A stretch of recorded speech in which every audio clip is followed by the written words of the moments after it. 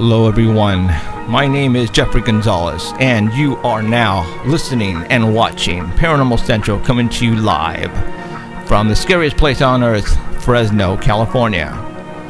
My co-host, Alan Thomas. Hello everyone. You are listening to the movie that scared me when I was a kid. And me too. And I'm sure for all those who know, just listen. Remember the legend of Boggy Creek? Oh boy, do I ever. Tonight we have Lyle Blackburn. Oh. What do you boys think about going turkey hunting this year? Turkey hunting? Yeah, let's go turkey hunting. I think we ought to go. Really? My mom wants me to ask you, would you come down now? Remember all that? Turkey hunting? Some kind of Legend of Boggy. We have Lyle Blackburn on, you guys, tonight, and we're going to be talking about the legend of Boggy Creek. We're gonna have a good night tonight. Talk about monsters. What we like to talk about here all the time is monsters, and that's what we're going to be doing tonight. And Lyle Blackburn is probably the man. If you have any questions, he can answer them. He's probably been at it since probably he was in diapers, chasing around the Boggy Creek monster. And we're going to talk to him going on probably at about 7:30. We're going to get him on the phone from Texas, where he's at, and we're going to go ahead and talk about his books and the movie and what he's doing down there and any more sightings of the creature. And we're going to have a good time tonight. So, all right. I already introduced Alan Thomas, right? Yes, I did. Hello, everyone. And we have a new person inside the studio today. She is actually going to be from now on manning, or I should say womaning, the computer and the volume and answering the calls for us. She is Emerald Bonilla, who is been with the Sanger Paranormal Society since, God, how many years? Forever. Forever. And she is now going to be with us now every Sunday, and she's going to be taking a lot of the burden from me, because I used to do all this myself, and now it's going to be awesome that she's going to be able to assist me in, taking the phone calls, getting hold of people. She's basically the go-between Dark Matter Network and us. So there you go. So I know, we also like to say hello, everybody at the Dark Matter Network. And that is like all over the world who's listening. I had a call yesterday come in. Actually, it was an email from a trucker. I forgot to tell you about this. But he actually listened to the show last week. And the reason why he sent me an email is because he himself and his brother, when they were like 7 or 8 years old, saw a little person. And he has held it. Driving? No, while they were at his grandma's house in Texas, and he's kept it inside him all this time. And he thought he was just hallucinating, but his brother and him still talked about it to this day. They don't know what they saw. I got the gist of it though. But when when we talked about little people and the night crawlers of Fresno, he just like, whoa, I'm not the only one. So he sent me an email. We had a phone conversation today, and I'm going to try to have him on next week. He's a truck driver, and that's all he does is drive trucks. So he was listening to us on the road through Dark Matter Network. Sweet. So there you go. So I'd like to ask him like what it looked like and all that. Oh yeah, I'm looking forward. So to that hopefully we can get him on, and then we'll go from there. So yeah. All right. So what we're going to do right now, guys, is we are again, we're called Paranormal Central because we talk everything paranormal.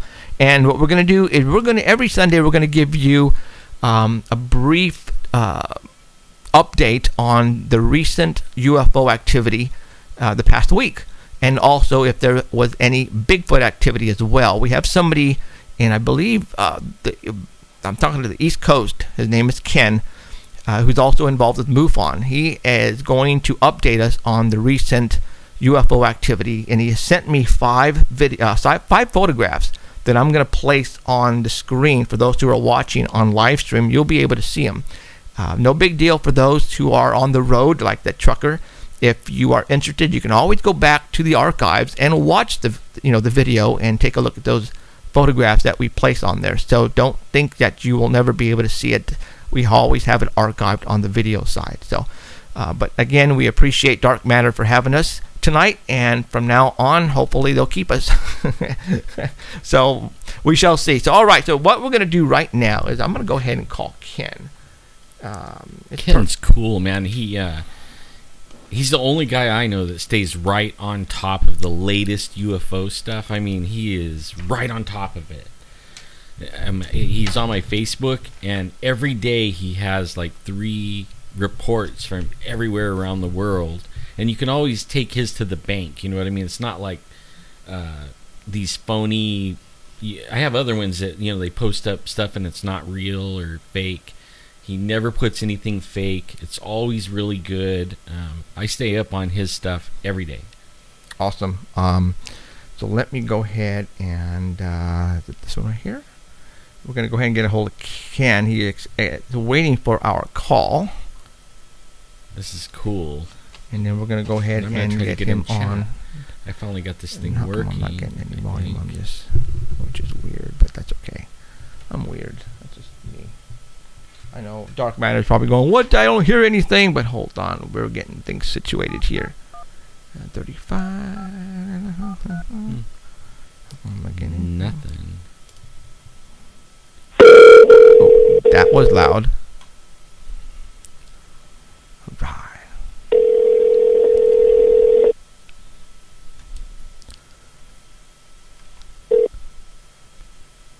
Hello. Hello, Ken. Can you hear me? Who? Who is this? Oh, I'm sorry. I got the wrong number. Yeah. But don't you just love that? That sucks. So okay, hold on here. We're gonna go ahead and talk it up here while I get dialed the wrong number. See, this is what we have Emerald for, Yeah. and Keith on back there is probably laughing us, what off right now. I mean, going, what a loser! That was a good one. I bet that guy doesn't even know he just got broadcast all over the place, right? Oh, Ken, let's see what the number was. I forgot to write it down. Oh God! Yeah, you know what? I saw a UFO one time. It was. I had this ranch up. My in the face hills. is red, by the way, you guys. I don't know if you guys can see. My face is totally Not red with right the now. blue light. It's making it Oh green. my You know? God! Jeez Louise, Batman. Yeah, one night we were out in. I have 6 kids, and they were. How many do you have? I got 6. Holy mackerel! You've been busy. Amazing. And we were out there, and there was only one star that came out, and we were looking at it. And then there's this little saying, I learned when I was a little kid, and I can't remember it now. Something like "Star bright, starlight, the first star you see tonight." Yeah, and I got about that far into it, the first star you see tonight, and then all of a sudden, this star took off, and it started zigzagging across the sky, and all the kids are going, "Wow, look!" And one of my friends started running down the driveway chasing it. Come back! I want to ride. And then it just zipped right out. Like, pew, gone. And that's the only thing I ever saw ship-wise in the sky. And I've been looking ever since. We get calls about giant triangles. Like, I was talking to this guy at the market, and he had this triangle. He said that was bigger than 2 football fields. That I have. I've had over. exactly. Yep, I've had exactly the same people tell me about the size of those triangles. And he's looking at a light, and he thinks that's it, right? The light, and his wife's going, no, look, it's huge. And he's looking at the light. He goes, it doesn't look that big. And then the light started really moving, and he realized that the whole sky above him was covered with this big black triangle. And it was really big. He said if he stretched his arms out, it was wider than his arms from his perspective. That's huge. I want to see that. That's the one I want to see, the one that covers the sky and blacks everything out, and doesn't make any sound, and it's right over your head, like right over the trees. To me, that's the coolest thing ever. You know what? Mr. Ken didn't send me his phone number on any of these emails that I have. No wonder I didn't write it down. Oh man! So Ken, you know what, Ken? If you're listening, Ken, call in. Call me right now. Give the UFO hotline number. Call me on the UFO hotline. The area code 559-287-8367. 287-8367 right now. Ken, give me a call. But right now, what I'm going to do, go ahead and call in, and I'm going to go ahead and call Danny. Danny's going to give us an update on the Bigfoot activity that's been going on. And I told him we're going to call him at the 15 after, but that's okay because he is a serious watcher and listener of the show, and he's going to be ready. He is always ready. I mean, if he's not ready, then you know what? We're just going to have to mess him up a little. Man, Danny's always ready. Yeah, he is. What's this? Domino's Pizza can help you? I'll have an extra large with no anchovies, double pepperoni, added cheese. Oh, hello, Danny. Hello. Hello, Danny. Hey, what's up? Hey, Danny. All right. Can you hear me okay? Yep, I can hear. Hey, Alan. What's happening, bro? All right. So, Danny, what makes you a big-time Bigfoot freak? I think you're bigger Bigfoot freak than Alan is. Close. Probably. When we go on vacations, we try to go, whenever I find out what city we're going to, I try to find the sightings that were near the areas that we're going to, and I try to go visit those sightings because it's usually better when you have some kind of visual. Really? And Wow. You actually get there and you can understand how they could see something and where it was. See, now that's cool. That is Been to cool. Washington, Oregon, and all kinds of, Colorado. So, I mean, is your room like from wall to wall with Bigfoot stuff? Now, I have a lot of stuff, like casts that I got up at the Discovery Museum in Santa Cruz and stuff with you guys, and some that I've ordered online, but they're not out for public display. Why? I have a bunch of them. Oh, I just don't have enough room here. Wait till I get a bigger house. I was going to say, is your wife not letting you do it? No, No? She's alone. She has no choice. Neither does mine. We have a ton of stuff. Right on. So, okay, so fill us in. I didn't know. I'm on the internet just like you are, but for some reason you are, like when something Bigfoot goes off, just comes over the wire, you are on it and you send it to me really quick. So, what is going on in the past week? Well, there's a guy named Jeff Stillman. He was up hiking near Mount Rainier in Washington, and he came across a couple of tracks that are about 16 inches long, 7 inches wide, up on Mount Rainier. And how long he ago? had a sighting in the 70s, and these pictures were taken by his friend, who had he also had a sighting in 1984. When did this happen? Just recent?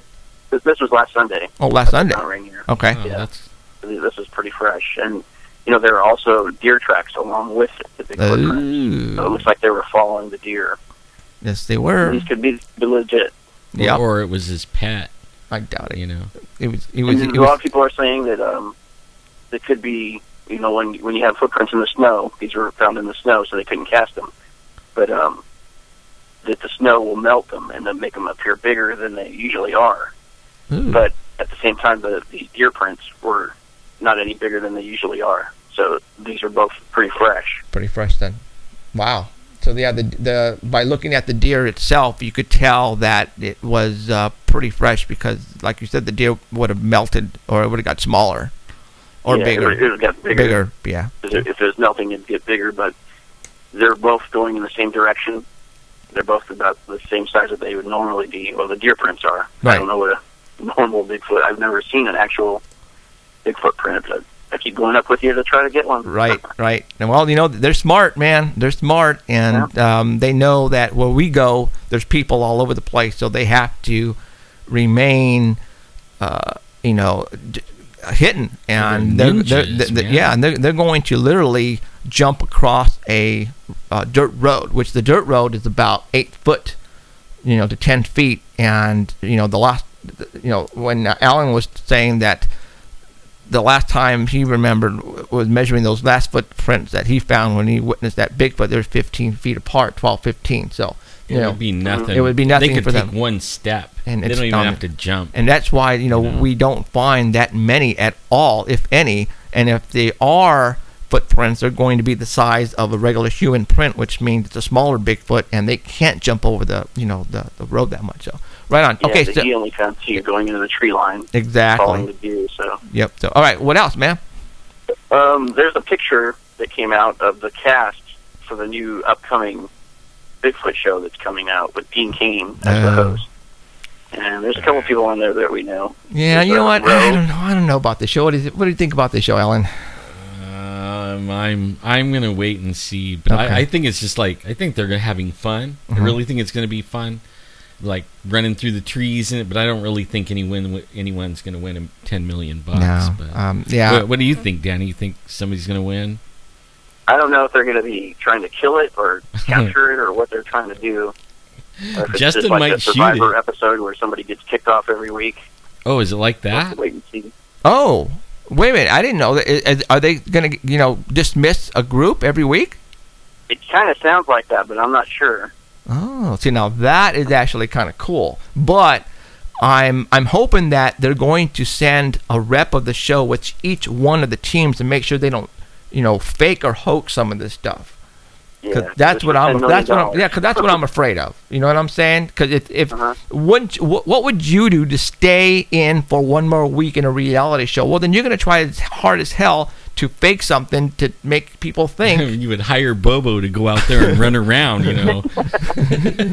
like there goes Bobo. I mean Bigfoot. So yeah. So you know what? It's they have to be pretty honest and good luck. But and then again, I don't know the teams. The only people I know so far is what you said was Roe and Justin. And then Justin. And for all those who don't know who Justin is, Justin Smicha was the one who shot that Bigfoot and the baby yeah. Bigfoot. So don't give this guy a rifle during the filming of this thing, or he's going to bring down everything and anything. And he's a hunter, so I wouldn't be surprised if. Hundreds of things. Yeah, I wouldn't be surprised if he killed a freaking bear on the live TV or a deer or something. And PETA's after them big time. Well, I know I kind of looked at it a little bit because I like him Bigfoot. Right. They have couple of the teams are trackers, like they're hunters too, just Okay. like Justin, and they track. But what I was seeing, it was like Big Brother, like the on the commercial that showed them arguing, like you didn't go, the two, arguing with each other, yeah. and it was like, high drama here, Oh, no yeah. Bigfoots, but a lot of arguing, that's what I saw. See that's a reality show for you right there. But it should be interesting. Well, we'll see. Now, will I see it? Will I watch it?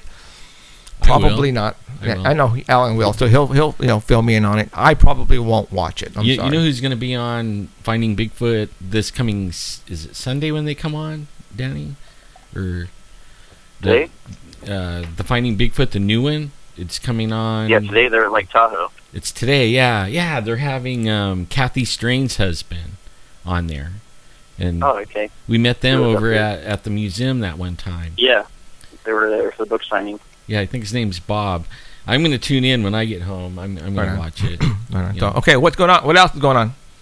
I think that's all I got so That's far. it? It's Yeah. usually a slow times during the winter months because nobody likes to go up there and freeze their You know what off? toes off. we haven't gone up there. I mean, we can go up there and walk a little bit. Poor Alan can't walk that far though, and it's kind of cold for you too. So I got a leg brace now. I might walk far. yeah, Yeah. we'll have to carry you back. Mm-hmm. And the area we go to is always giving us What, some you want kind to of go? evidence. Oh, It's so never- Emerald wants to go. So Emerald's going. Take me, take me. Yeah, I'm gonna on our website. I wanted to ask Danny. He has Talk if you want. Bigfoot recording of where this Bigfoot was yelling at us or yeah. roaring at us, and you have it marked right where it Yeah, I yells. do. I can send it to you. I want to put it on the website, Oh. paranormalcentral.net, and so that people can listen to it. And I like that you marked where it yells, because sometimes it's hard to hear or know what it is. But man, after you Makes it listen a to lot that easier. one, oh man, it's real, all right, and it's So- really yelling at us. I never even thought about. Okay, yeah, send it to Alan, and he'll get it on our website tomorrow. And in that way, people who are listening right now, to give you a brief what happened. We were up at the place where we go all the time, and it was Danny, Alan, my buddy Robert, and myself. We were walking down this dirt road, and all of a sudden, something started screaming at us, and it started getting louder and louder. And I had my audio equipment running at the time, and I was able to catch it on audio, guys. Oh man! And it sounds awesome. So we all knew exactly what it was, and Robert Scott, who went with us, was not a believer in Bigfoot. Now he is. Yeah. As you can tell by the way he was cussing. Yeah, and I'm not going to cut the cussing out. I'm No, going to leave it in. no. You got to leave that in there because Yeah. it gives that. It's you can tell. I mean, you guys really have to listen to this. So Alan will put it up on our website tomorrow for all those who are Bigfoot enthusiasts. It's awesome. I will never forget it. I thought it was. It's hard to describe. I mean, something like that. When something like that happens, it freaks you out, and you're like, "Wow, this is awesome." But then that again, was recorded in March of this year. and yeah, it was just not too long ago, man. Like 8 months ago. So Well, 9 I months. love the way that you marked it where you could see it. Like I have a recording of it, like a raw recording, and I play it for my family, and they're like, "Oh, that's wind hitting the microphone." But then it was loud. It was pretty far away, but you could hear it. It kept getting louder and louder. And for all People those, think we ran out after that, but we kept going. We had to go get those trail cameras, so we had to keep walking. yeah, it was great. So, all right, Danny, thank you guys very much. You guys had to force me because I was already ready to run. All right, so keep us updated, and we'll talk to you again next Sunday. Okay? All right. Thanks, Danny. Bye, Danny. Okay, see ya. Bye. Ken, do me a favor. I didn't get your phone number, and I know you just logged in. Can you give me a call really quick at 559-287-8367? 559-287-8367. Ken, call me because I don't have your number, man. Either you gave it to me, and I don't know what happened to it. One more time, area code 559-287-8367. So give me a call right now, Ken. I know you just logged in on the on the live stream, so you're probably watching us right now, and you got the delay. We were out there, and that Bigfoot started screaming, and Robert went nuts. I mean, that guy was cussing. Look at the phone. Make sure the phone. Okay. So all right, Ken, give me a call. 559-287-8367. 559-287-8367. Oh, it looks like he called. Yeah, he was probably waiting for me. Sweet. Ken. Oh, Ken. This is Ken Piper. Hi. Ken, Ken. how's it going, Ken? This is Jeff. Yes, it is. Sorry, man. Okay. Man, dude, I don't remember if I got your number or not. I was freaking out. Yeah. I sent it to you in an email. That's okay. I'm glad we hooked up here. Okay. Can you hear me okay? Absolutely. Sure. So what we're going to do is we're going to go to the pictures really quick on live stream. For all those who are watching us on live stream, you can catch us and watch the pictures that I'm going to post. So so which one do you want me to post up first? Number what? From I guess email one, whichever one you want. Okay, I'm I don't care. Live here, so I can go right to my email and tell you about it. Okay, you want me to post go from 1 to number 5 or? Email one. It was 3 photos. Okay, I only got one up there, so there it is right there. Okay. Wow. Okay, now this one, Ken, go ahead and tell us about this one. Cool, man. Okay, yeah. Can you post it a little bit larger? Yeah. What I can do is I can do. Oh, there we go. Yeah, okay. Now that's the 3. I sent this to you earlier last week, and you thought that it may have been maybe reflection from the sun, but the picture that you have up right now, I don't think it is. I'm not really sure what it is, but here, let me read you an excerpt. Okay. This is MUFON case 52530. That's one of 3 photos I sent you. This was basically in San Bernardino County area in California from a plane. It was flying over California November 25th, 2013 at around 2 p.m. The witness statement is, my cousin was on Air Canada flight 799 from Toronto to LAX on Monday, November 25th, 2013. And approximately 45 minutes out of LAX, right before descending approach into LAX over the desert and mountain area, she glanced out her window and observed 3 incredible bright orbs. She managed to get 3 pictures with a small digital camera. These lights were so bright that she had a difficult time even looking to take the photos, as she felt they could trigger a migraine. It's difficult to determine if they are airborne or hovering near the ground. According to FlightTracker.com website, I checked during her flight to determine if the flight was going to arrive on time. I saw that the altitude was reported at approximately 33,600 feet, and the plane was due at 2:59 ahead of its schedule, 3:09 p.m. Arrival schedule. My cousin is well experienced in what is typical outside an aircraft, having served in a career on board with Air Canada. Her husband is a retired career pilot with Air Canada. These are people who are well educated about what is in the air and well-trained observers, clear-headed and no nonsense. She had asked to submit this report. Attached are the photos she took from her seat in the plane. The only thing that was done to the photo is that she hit the enhance button on her iPad when she transferred the images to her pad to view and save. I checked online to see if there is any type of significant solar panel, mirror solar collection farm anywhere in the Southern California, Arizona, Nevada area that would be noticeable on this flight path. She could not find anything. In the photo, the only infrastructure we could see was a small road in the foreground. Otherwise, the location seems extremely remote without any other buildings or structures. If there is any known installation that would create this kind of orb-like brilliance in that region, we are unaware of such. So that is that's the photos that I published them on my worldufophotos.org, and I feel that I'm not sure what it is. Okay. I really don't. Awesome. Cool. I really don't know. Okay. Cool Really deal. cool. Let's go to number. That one was number 1. So let's go to number. Oh, they had another one there. Okay. Let's go to number 2. Whoa. Okay. Let me go to. Yeah, this one. There's a little bit of a delay. Yeah. Ken. So you'll get that here pretty soon. Yeah, it'll take a few seconds for that to come up in the video, but you'll see it in a sec.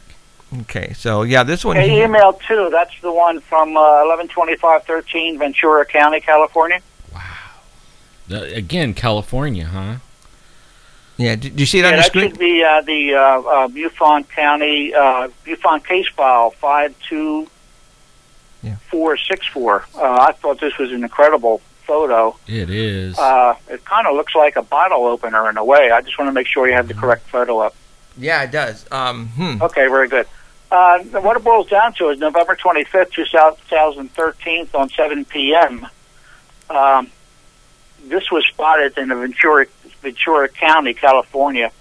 I'll read the statement. Ventura County, I was heading northbound on I-101 past Calabasa approximately 6 to 7 p.m. November 25th is when I noticed it. It is low enough that its relative location changes as I drive north at 72 miles an hour. It's extremely bright as the moon, at least, although much closer to Earth. It appeared to hover unlike a plane. It exhibits no evidence of perpetual motion. It has a vague diamond shape, but the point of the diamond is towards the sky and ground. I am so fascinated by it that I unwisely used my photo to take a picture of it while trying to avoid swerving on the road. These are not great. I get home and the object is still in the skyline southwest of my location. I pull my mother outside to show her the oddity, and she's astounded, agreeing that it is not a plane, a star, a planet, or the moon. The object has been extraordinary coloring, psychedelic even. A prism of triangular light emanates from it. The colors divide into spectral beams, not blurred. Red, blue, and green are the visible colors. They shift in shape, and we spent half an hour trying to capture the phenomenon on camera, but any pictures we took distorted the object completely, turning it into a huge globe of white light. Now, the photo that you have here, that's one of the photos. They sent a few photos, and that was probably about the clearest photo from the bunch. Now, of course, that photo was enlarged. Right. Yeah, even more odd, while holding the camera still, the white light wiggled around the screen like a worm, even though the object was completely still off the camera. In total fascination, me and my mother tested this over and over. But Awesome. it determined true. Eventually, after staring for well over an hour at this extremely bright blue-green red triangular low-hovering object, I went inside to see if I could find another witness account or NASA information of sky events that might account for what I saw. I couldn't find anything. Although the object appeared to be unmoving, it was moving, but at a speed so slow that you had to stand up and cup your hands around your eyes to see the object pass out of your visible range. After a few hours, it couldn't be seen from our house in Thousand Oaks, California. However, I happened to find myself on the freeway 101 heading south at around 9:45 p.m., passing Calabasas, I believe that's pronounced. Calabasas. Calabasas. I Yeah. saw it again, but now on the opposite side of the road. It had been to my right when I was northbound, and it was to my right driving southbound 4 hours later. I am bewildered and perplexed. It is probable this account will not be read, and if read, will be dismissed, but that is fine. I have documented what I have seen, and it's here for you to see. I do not presume to understand.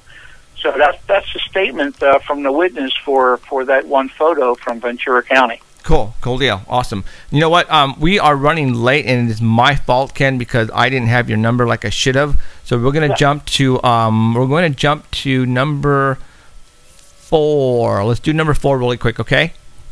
Okay, that would be let me see, email 4, I believe. Yeah, let me bring that up. Yeah, I appreciate you having me on your. Oh no, like you said, this is this is new to us because we're doing the whole dark matter and live stream, and now I finally got an assistant producer in here, so she's going to be able to help me. Isn't that like one of the same ship right there? So okay, so we got number 4 right now. It looked like a. Okay, now that's the one from Grand Forks, Alberta, Canada. Canada. Yeah, it's the one that looked like December 3rd, 2013. 2013, 5 p.m. Wow. Grand Forks, Alberta, Canada. Witness statement is I was driving to visit in an area of my town I frequently go and once lived. I was driving and noticed a low, bright light in the sky just above the mountain. I thought to myself, wow, I have never seen that there before. It was too close and bright to be a star, so I thought that maybe it was a satellite, but I have never seen a satellite that close before. The object appeared to be hovering. I stopped my car and got out and took some pictures and a short video. I took pictures on my phone, some with the zoom and without, and I took a couple of pictures with the flash and some without, but I am not sure which or which. When taking the pictures, the object was bobbing around in and out of frame. I thought it might be me, but then I steadied my arm on the car, and the same thing was happening. Then my cell phone died. So I left, and the object was still there. I returned to the same spot about an hour and a half later, and it was gone. When I got home, I plugged in my cell phone, and it was showing 40% charge. So that's a statement from the witness for that photo. Seems that there's a lot of these things floating around up there in the upper atmosphere that we really can't explain. Exactly. So, we've experienced the same thing down here in Fresno, man, and we've got some great stuff on video and photographs, so that's awesome. So, all right, Ken, you know what? Great. What we're going to do tomorrow is Ellen is going to get the link from your website, and because you sent me 3 links with photos, right?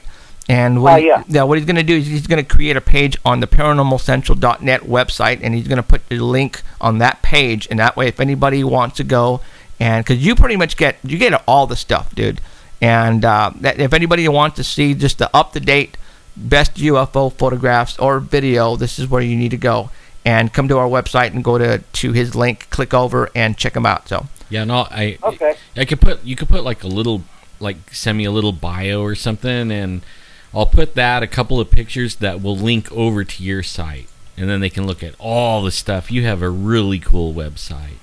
So I'm just going to put I have close to 6,000, probably 6,500 photos on my worldufophotos.org site right now, so it's going along real well.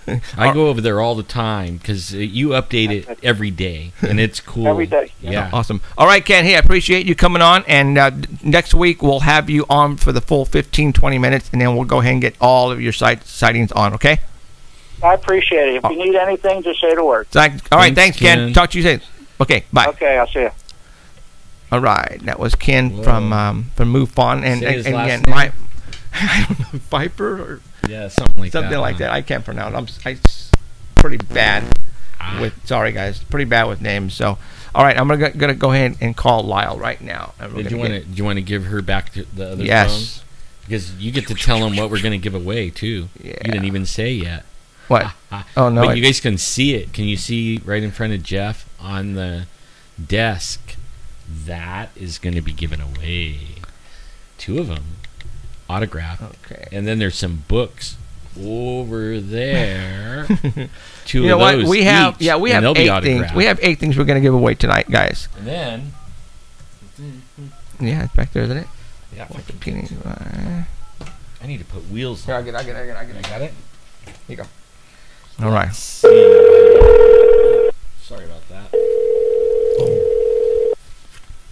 Yeah, see, now, sorry, all these guys that are in the truck, they can call. Hello. You. Lyle, Yeah, how you doing? I'm doing good. How's it going? Awesome, dude. Everything's going great over here now since we've got you on the air, so that's awesome. So, all right, Yeah. awesome. Okay, Hey, Lyle, it's Alan. we're putting up right now posters and stuff that you autographed that we're going to give away tonight. So I'm going to go ahead and so that's awesome. So okay, like I said, right now we got Lyle Blackburn. Where are you at, man?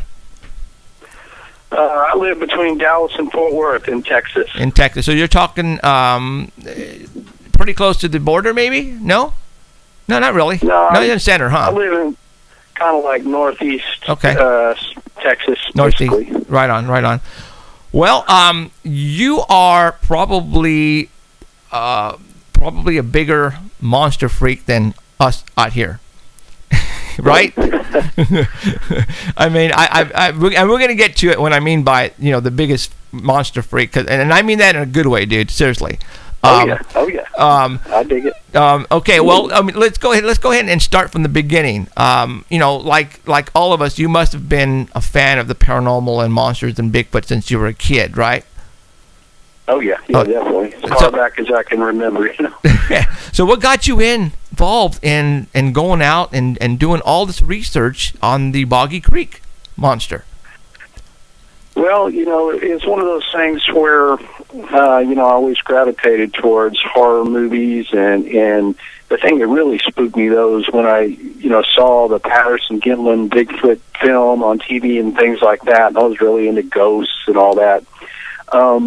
And when I was young, sometime in the late 70s, my parents took me to see The Legend of Boggy Creek in the drive-in theater. And The Legend of Boggy Creek was a movie that came out in 1972. It ran for years on the drive-in and theater circuit, but it was filmed in southern Arkansas, which was not very far from where I live in Texas. And that movie just really captured my imagination, and I had spent years hunting with my father. He's a bow hunter, so I've been camping and hunting all through Texas and Arkansas and things like that. So, fast forward a lot of years later, I spent years as a musician, and I was doing writing as well. I'm writing for magazines, and I don't know, just at some point a while back, I started just thinking, man, what's up with Bigfoot research? And I started looking into it, and I went to a conference here in Texas, and I realized, man, there's a lot of guys into this, and I just sort of dove in head first and sort of getting out there and actually doing some research and getting up to speed on things. And in the process of that, being a writer, I thought, man, it'd be cool to write a book about some of this stuff. And I knew a lot about the Legend of Boggy Creek, and I lived pretty close, so I just started going up there to the area, interviewing people. And, after a while, it just somehow I wrote that book. And once that came out, it just sort of, put me full on into the cryptid research. Right on. Now, you have been. I mean, obviously, you've done research. You've written already. You've written 2 books. The Beast of Boggy Creek, right? And right. The new one, The Lizard Man. Right. Okay. Now, the Boggy Creek. Now, somebody told me. Actually, I remember you put out an email or something on the Facebook. You actually have or do you own, or how did you get this? The reel, was it the original reel of the movie? Well, I've got one of them. Over the years, I've tried to collect whatever memorabilia there is regarding both the movie and anything related to the creature, which is known as the Fouke monster, Fouke being the town in Arkansas where it was seen. And, I've got a lot of things from the 70s that have Fouke monster on them, and I've also tracked down the original oil painting for the Legend of Boggy Creek movie poster, which was painted in 1972.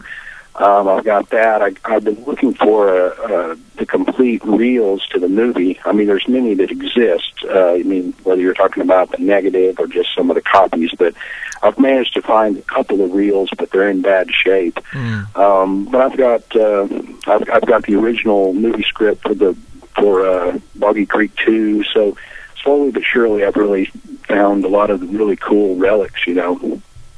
Have you ever went out and looked for them? Like camped out there?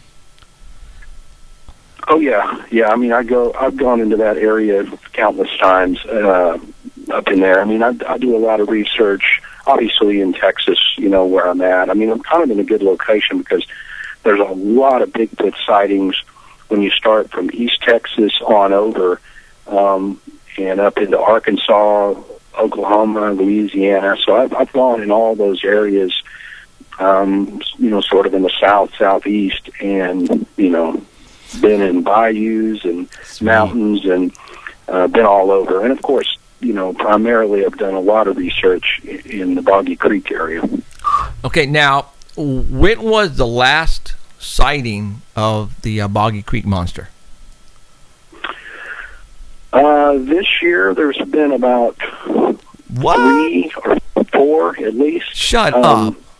Really? A lot of times I'll hear about these and try to, follow up and find the witness and interview them and document the report. So there's been a consistent amount of sightings, that come my way. And, of course, I'm sure there's a lot more that nobody tells anybody about. But there's been at least 4 in the last year that I've known of that I would consider credible sightings. Now, let's talk about, the Boggy Creek monster.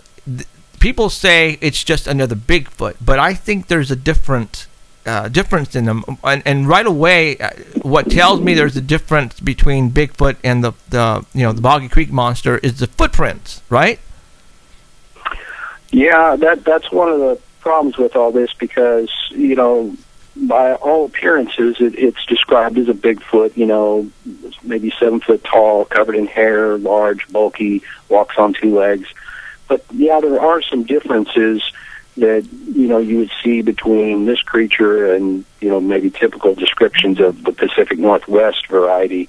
And one of those that people believe is it has 3 toes. And a lot of the southern Sasquatch sightings or footprint finds, do suggest that maybe some of these creatures have 3 toes. Now, in the process of researching this, I have found people with actually good track castings of 5-toed creatures. There has been reports of footprints found that had 4 toes, and then there's been some that have 3 toes. So it's almost like any of these Bigfoot things, where the jury is still out and we're looking into this, but there's definitely some things that suggest that it could be a different, I don't know, I think it's all part of the same species, but, lizard there's some differences. See, that's where I was going too. Alan said, well, the 3 toes, I've heard stories of reptilian type of creatures, and they're the ones who are leaving the 3-toe footprints, man. Lizard dudes. So what do you think? Have you heard that? Well, they almost look like gator tracks. In the book, I have a section called "The Trouble with 3 Toes," and it was a good way to title that section because it is something that kind of stretches the bounds of what you think would be natural in a large creature like this, because when you're talking about an animal standing at least 7 feet tall, trying to support anywhere from 300 to 500 pounds of weight, the footprints, and one in particular that was found in 1971. There's a good photo of it that I have in my book, and it looks very long. It's very long and very thin, and has 3 toes. Well, it's hard to imagine that a creature that big could actually walk on that kind of a foot.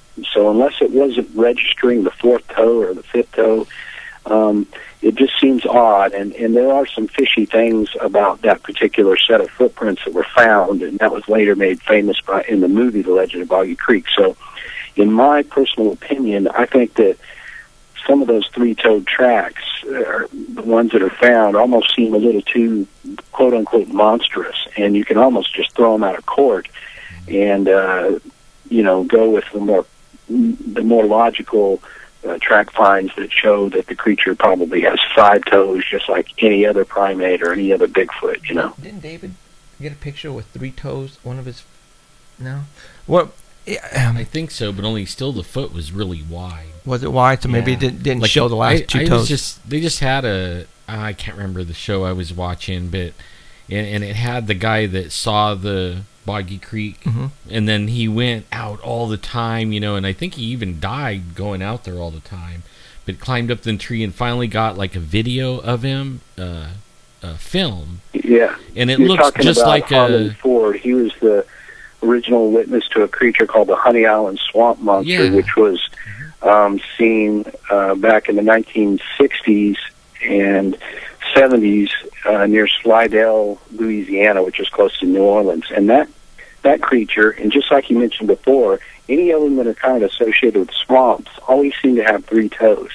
And in the case you're talking about, Harlan Ford did claim to have found a 3-toed track, and he did get some track castings. However, in that case, just like in the Boggy Creek case of the 3 toes, there's some very suspicious things about that track that don't quite add up. So again, well, his video, I don't know, maybe, I don't know what to think. The film he had, it looked like a Sasquatch. I mean, I seen a Sasquatch here in California. I mean, it wasn't as shaggy as that, but that's what he was looking at. Walk through there. I always think that those 3-toed things almost look like they're getting some big gator track, where they're stepping in their track, each track. And it almost looks like a bear will step in its track, in the back. That's what it looks like to me, like 2, where its back foot steps in its front track is what it looks like. Yeah, no, you're right. That looks so much like an alligator track that it's hard to imagine. And then the film, looks more like a Bigfoot. Yeah. Well, his original description of the Honey Island Swamp Monster was not your typical Bigfoot description. It was almost more, a little bit more wolf-like or something. It didn't seem like what he originally describes was a Sasquatch, like what you see in that later film. So a lot of things don't add up about that. I do believe that he saw the creature initially back in 62, I think it was, but I'm not so sure that the evidence he brought forward later was completely credible. I mean, I can't say that for sure. I'm not trying to knock Harlan Ford and the family, but it's so puzzling that something's not adding up. Right. I agree. Wow. Okay. So now Finding Bigfoot was just out there recently, weren't they? Yeah. We did an episode that took place in Arkansas. They go to a different state each time, and they finally were able to come out to Falk and to Boggy Creek, and of course, I've known several of those guys for years, and naturally they brought me in on the case. So it was great because the season debut had me on it. I mean, they even showed my book cover and the whole thing. It was just, they did a great tribute to the Legend of Boggy Creek and just the effect it's had on the Bigfoot community over the years. So I was just really proud of it and how well done it was, and it was just a fun time. Bobo was saying that he has a list of the bucket list, right? And one of the locations that he wanted to go before he pretty much kicked the bucket was Falk, Arkansas. Well, out there with the Legend of Boggy Creek, and the guy looked like he was on like a kid in a candy store, man. Oh yeah, yeah. I mean, most Bigfooters of a certain age, at least, that's one of the highly influential pieces of the pie as to why they're into it. And so, Right. Cliff and Bobo and Matt and all those guys, they've always enjoyed that movie, so it was cool. And I was able to take myself and a few other guys were able to take them to some historic locations and take them right down there to the area where the movie was filmed and where sightings still occur. So the place, what you see on the episode where we are, I mean, we are in the thick of the area where there's still sightings. So it was great, and it was a like I said, it was fun to do the episode, and it was great that they introduced it to a new audience, because I think the Finding Bigfoot audience, you've got a whole new generation of young Bigfooters watching that who've probably never seen or heard of the legend of Boggy Creek. So it was something that introduced it to a new crowd, and Right. I mean, it certainly sold more books. I mean, I sold out of books. I didn't quite calculate. That's awesome, man. Jeffrey knows this. I sold out of books because that episode hit, and it was just like bam. Yeah, and I had to wait on my books, when I ordered them. But that's cool, though. I got them, so that's all. And as a matter of fact, since you're now mentioning books, we have some stuff, and we got some stuff from you, and we had you autograph them. We're actually going to give away 8 stuff tonight. What we got, you guys, and for those who are watching on live stream, and for those who are on the road and listening to the Dark Matter Network, you can call in, and we're going to start giving away stuff. I have my assistant producer who's going to start answering the phone. Right now, what we're going to do is we're going to give away an autographed book of the Beast of Boggy Creek by Lyle Blackburn, and it's autographed by him. So right now we're going to go with the 15th caller, and we're going to continue talking with you, Lyle, and she's going to handle the phone calls, and we're going to give the first book away. Sounds awesome. So awesome. Okay, let's continue on here. Now, let's talk about the Lizard Man.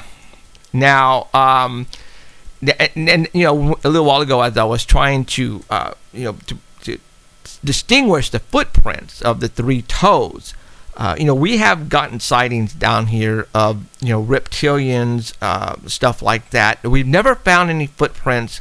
David Ray Goes, who's a Bigfoot investigator down here, I remember seeing a footprint. I'm going to have to go onto my computer and find that one. I'm pretty sure that one had 3 toes as well.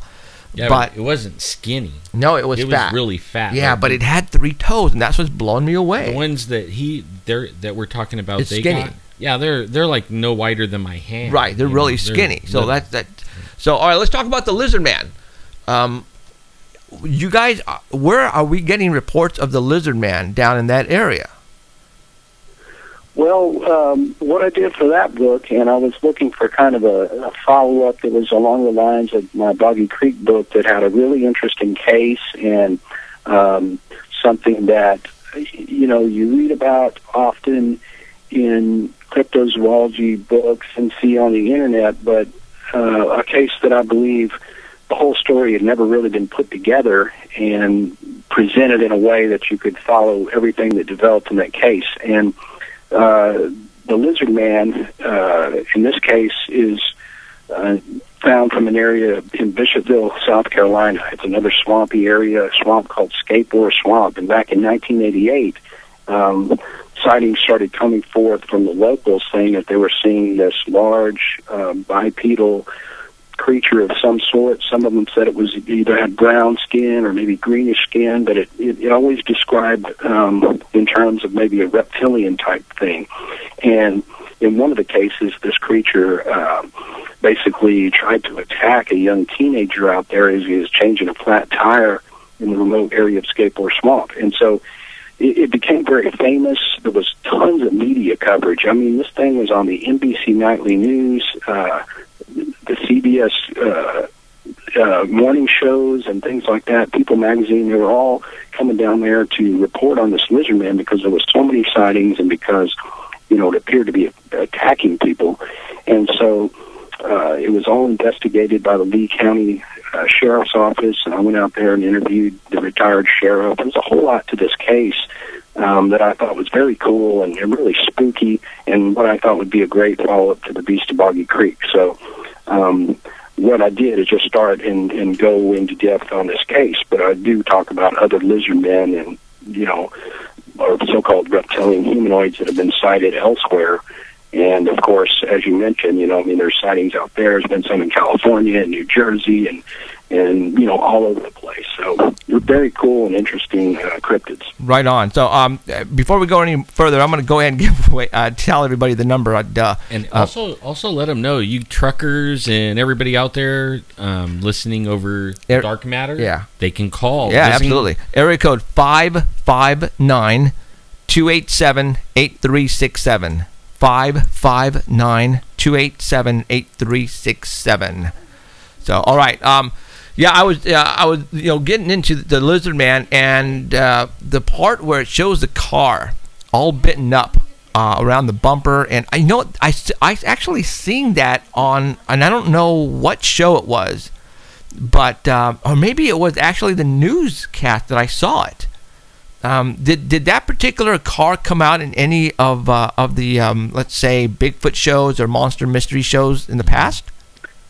Yeah. There's been several shows that have covered that Lizard Man thing, and one of the aspects to the case is they've been at least 3 cars that appear to have been mauled by some sort of an animal.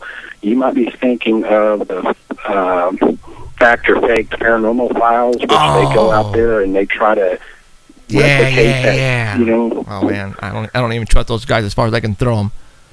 Well, yeah, but I mean, as far as what they tried to do with, trying to replicate that, that's really the only tests that have ever been done like that. I mean, originally the police just sort of looked at it and go, I don't even know. It's crazy. Right. But there's really no doubt that an animal did it, and I don't think that show resolved anything really. No. But they did try to go through the motions. But it was recently also on Mysteries at the Museum.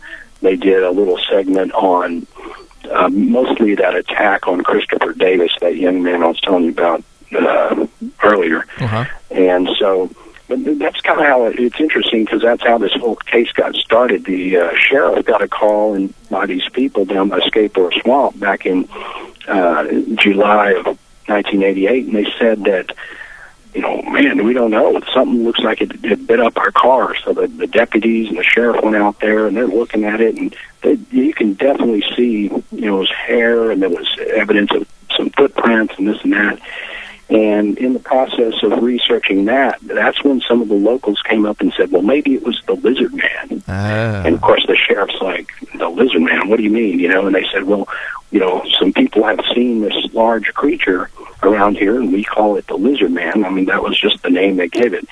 And that's what brought it to the attention of the law officials, and that's what got the sheriff involved in investigating this case. And so throughout this case, as witnesses came forward, the sheriff actually, he followed up on it and took it seriously. He wasn't sure there was a Lizard Man, but at least he was thinking, somebody could get hurt here. It appears to be dangerous. And so what was cool about that is I actually had police documents. I had access to all that stuff when I was writing the book. So, you don't always have really good police work involved in these cryptid cases, but in this Lizard Man case, there was, and it's really fascinating. Wow, you don't very often get stuff from the cops. We've gotten a couple things from from police stations, but when that happens, then the credibility is there when you have witnesses and statements from police officers, and that's very cool. That adds credibility to anything. Exactly, and that was one reason I thought this case stood out from a lot of the others, because of that credibility, and because I could still talk to the sheriff. He's retired now, but he's still available, and he's still. He still believes that those people saw something. He don't know, he can't say what it is, but he's quite sure that those witnesses saw something. And when you read the police reports, there's no doubt. I mean, it almost makes your hair stand up, because you're reading a report that the person gave within days of seeing the creature, not me interviewing him 30 years later, but a report filed a few days later with them written out what they saw. So, it's really spooky. Question: with any of the when you were researching, the Boggy Creek and the Lizard Man, did UFOs ever come into play? Did anybody see any crazy lights prior to any witnessing of the Lizard Man or the legend or the Boggy Creek monster? When I was writing the Boggy Creek book, no one ever came up, said that they had seen any kind of UFO or unidentified light prior to seeing the creature. They were almost, very straightforward, cases of a cryptid perhaps. One of the witnesses did say they had seen a light at some other time in the area, in the Boggy Creek case, and only recently I had one guy say that he saw something strange as far as a UFO type thing. So I didn't get a lot of that in Boggy Creek, and I didn't really get any of that in the Lizard Man either. There was one kind of a UFO thing associated with that case, but this lady lived pretty far away, and she was definitely off her rocker. So you really couldn't, couldn't see if there was any credibility in that or not. So right. In general, to me, they appeared to be straightforward cryptid cases, not necessarily, the association with UFO. But you certainly get that in some cases with Bigfoot sightings and so forth. Yeah, and that, the reason why I brought it up, because we have had that experience down here where, that somebody would witness a Bigfoot, for example, and then there's a UFO right in the same area. Now, I mean, and that has all, and there's, talk out there, and people are joking about, what if, the Bigfoots are, aliens, or, but you know what, though, we're getting credible people coming up said, it's, I saw what I think I saw, a 10-foot or 9-foot Bigfoot, but then there was this huge light, hovering right around the same area at treetop level. And we're going, okay, and we're trying to figure out, where does the UFO come into play into something like this? Is it, I don't know. I mean, do you have any ideas or theories? Well, I don't know, because, it's, no matter what a person's opinion is on Bigfoot, if it's a primate or if it's something else, it is a fact that people have reported UFO sightings in conjunction with Bigfoot sightings. I mean, there's a lot of that. Our friend Stan Gordon did a book that documented a lot of cases in Pennsylvania, for example, that correlated sightings of bright hairy creatures with UFOs. So you can't just dismiss it out of hand, certainly. Now, how those relate to each other, I don't know, because, you don't have a lot of sightings where somebody says they saw a UFO land and a Bigfoot got out. Now, I've heard a few, but you know what I'm saying? There's really no way to say for sure if those things are just coincidental or are they really associated. I don't know. I personally kind of start at a ground level. I look at Bigfoot as an undiscovered primate, but I certainly acknowledge the fact that there's a lot of other weird stuff that happens to be reported where Bigfoot sightings are concerned. So I don't really have a good answer for that. All I can do is just keep looking and keep interviewing people and keep plugging away. And theories change and theories modify the more people you interview and the more experience you have. You're always and that's the way science is. You're always tweaking that theory to try to get it just right, the process. Right on. Okay, what we're going to do is we're going to give away another item, and it is the DVD of The Legend of Boggy Creek, autographed by Lyle Blackburn. So to the 10th caller at 559-287-8367. 559. Al from Sacramento won that one. Did he really? 287-8367. 559-287-8367. DVD of The Legend of Boggy Creek. Congratulations, Al. All right, Al. All right. Let's continue. What is in the next for you? Well, you know what? Before we even get into that, I want to talk about, you look like a big kid just like me, dude. And again, I take this as a compliment. I collect. I'm an X-Files freak. All right, and I know you know where I'm going with this. I'm an X-Files freak, so I collect a bunch of stuff from the X-Files. And you also collect stuff, don't you? Yeah, I've got a pretty big collection of monster toys and posters and movie memorabilia and things like that. Yeah, I got it. Yeah, I asked for some pictures from your, I guess this is your house, right? Or a room in your house, is that right? Right, yeah, I mean, primarily my office. I've got an upstairs level. Most of the upstairs level is kind of what I call my monster museum. But, you know, there's stuff around the house. In fact, my house was just featured on the HGTV network on a show called Home Strange Home. And my home it's not really strange, you know, from the outside, so to speak, but on the inside, I guess I'm considered strange because I collect monsters. So I'm definitely a big kid, and it's one of those things where I just like to surround myself with, you know, cool visuals. And, you know, I've always, you know, since I was a kid, I collected the Aurora monster models and put those together. And, you know, most of my stuff is classic monsters, universal horror monsters, straight from the Black Lagoon, Frankenstein, Wolfman, Dracula, Mummy, that sort of stuff. Because you can kind of go back. There's a lot of that stuff been made over time, and it's cool to find and collect. And, you know, I've got a lot of Bigfoot stuff, and, of course, Bigfoot calf, and, you know, all my Boggy Creek memorabilia. So, you know, it's just cool stuff to have, and while I'm typing up my books, you know, I can be inspired by all these other monsters. Absolutely, and that's one of the reasons why I have in my studio, when I try to do research, or, you know, when I try to read, I'll come in here and just kick it and turn on some lights and just, you know, this is like you said, our office, our home away from home, when we come to our quiet place. Well, and always, you know, when I saw you in Sacramento at that conference we were at, just the way your little radio booth was set up, you know, it had a cool Bigfoot head and all this stuff. It just, it had that vibe of like, hey, man, this is awesome. This is cool. Dude, exactly. And we still have the alien that's hooked up to the, what do you call it, the heart monitor? With the flat line. Oh, yeah. Yeah. When did this episode air? And can we see it on YouTube anywhere? Or? That actually aired on Halloween.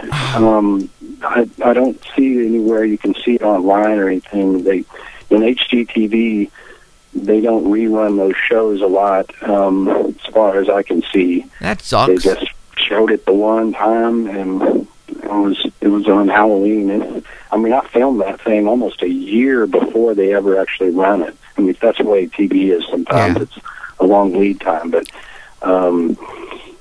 yeah, I don't know if it's going to re-air or anything like that. I'm not sure. Man, they didn't send you a copy or anything? They never sent me a copy. I asked, and I'm trying to get one, but, you know, yeah, I want to see shows I've been on, nobody sends me a copy. It's just lucky if I catch my, you know, DVR it or something, catch it myself. Right, because you know, Halloween night I was busy with our haunted house, like like I told you, I'm a big geek, so we had a haunted house going on here at my house, and we had about 500 to 700 people go through our haunted house, and so, you know, we have a blast, you know, doing that. Yeah. It's all part of it's all part of the same thing. You know what I'm saying? Halloween, monsters, paranormal, it's all the same thing. So that's why, you know, I'm sure, you know, you probably did something on Halloween night. I don't know, but okay, now Rat One. Oh yeah, Rick. Yeah, I try to add to the neighborhood ambiance. Yeah, when possible. No, what'd you say? I was really influenced too. Like, Halloween's not the same as it was when I was a kid, but where I used to live and where I grew up, there was this dude who, yes, he was a little past high school, but they lived on a house that sort of had a sunken porch. It was kind of a Spanish design, so it had an arched brick porch entryway and all this, wrought iron stuff over the windows. But this guy would dress up like the devil and sit in a throne, and he had a cauldron on each side of him with fire. I mean, real fire coming out of it. It was so insanely scary to, you know, a kid in elementary school. It took several years to get the bravery to go up and get a piece of candy from this guy. But, you know, I'll just never forget that. I was like, that's Halloween. I mean, wow. That got scared. Yeah, it is. And I still remember it. That's fun. Okay, hey, okay, we got that winner for that DVD, guys. So stop calling, please, and I'll let you know when we're going to give away another item here shortly. So congratulations, Rick. Oh, the Rick. What Rick. Okay. Yeah, Rick right won, on, man. Rick won. Okay, so all right, let's talk about something else really quick, and then we're going to get back to the books. But you are also a musician. Now, isn't that a coincidence? So am I. Yeah, there seems to be a lot of either cryptozoologists or paranormal guys that are also musicians. So yeah, it's something about that too. Isn't that weird? I mean, I'm trying to something to do with the right brain, left brain thing, you know. What was the name of your band? It's called Ghoultown. Ghoultown, and it's appropriate, isn't it? What type? I mean, describe the music, man. Well, it's somewhat difficult, but I describe it as somewhere between Johnny Cash and Rob Zombie. Oh, dude, that's sweet. That's freaking sweet. Kind of a dark Western cowboy type thing with, some horror overtones. We even have like a spaghetti Western trumpet.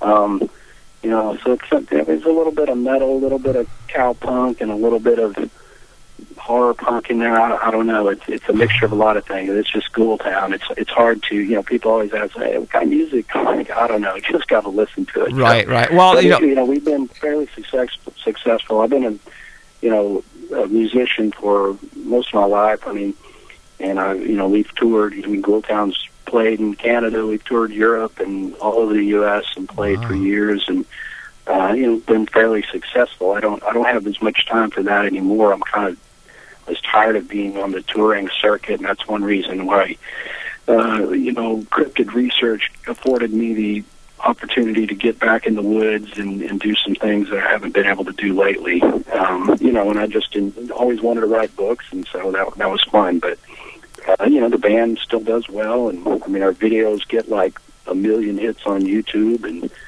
it still seems to be doing okay. I'm going to have to go to YouTube. I'm going to have to go to YouTube. Right on. So, all right. So what's on the agenda for Mr. Lyle Blackburn as far as writing anything? I mean, do you have anything coming out on TV as far as any other reality show appearances? Yeah, I'll be. I filmed several episodes of Monsters and Mysteries in America that are going to be airing in the season 2 starting on December the 15th. On that December 15th episode, I'm on there for the Lake Worth Monster segment. Now I did one episode in season 1 where they did a Fountain Monster, Boggy Creek segment, and they also in the upcoming season we do a Lizard Man. So look for Monsters and Mysteries in America to crank back up. That's on the Destination America channel. Sweet. Let's see what else is going on. Well, I've kind of just been promoting the Lizard Man book. Obviously, that came out on Halloween. So, once I get through with, making sure everybody knows about that book, then I'm gonna sit down and try to figure out what to do next. I've got a couple of, ideas, but I guess I better decide here pretty soon and figure it out. But, I've been taking a lot of reports, a lot of Bigfoot reports and a lot of other very strange reports, and so I might do something that has to do with a more broader area, whereas the first 2 books were like, concentrated on one particular case that had a lot to it. I may do a book more like, Bigfoot in the South or, whatever that encompasses a lot more of a area. So that's kind of what I'm thinking about. Right on. Your state, the state you're in, is full of Bigfoots, man. Especially like over in the southeast or southeast part. Before you answer that, Lyle, we're going to give away the Lizard Man right now for the 10th caller. The Lizard Man, autographed by Lyle, to the 10th caller, 559-287-8367. Now, if the person wants to get a book or a poster or a DVD, what's the website that they can go to? They can go to my website, lyleblackburn.com, and it's got links to everything there, from the books and the music and what have you. My online store where you can get all this stuff is on my Fountain Monster site, FOUKE monster.net.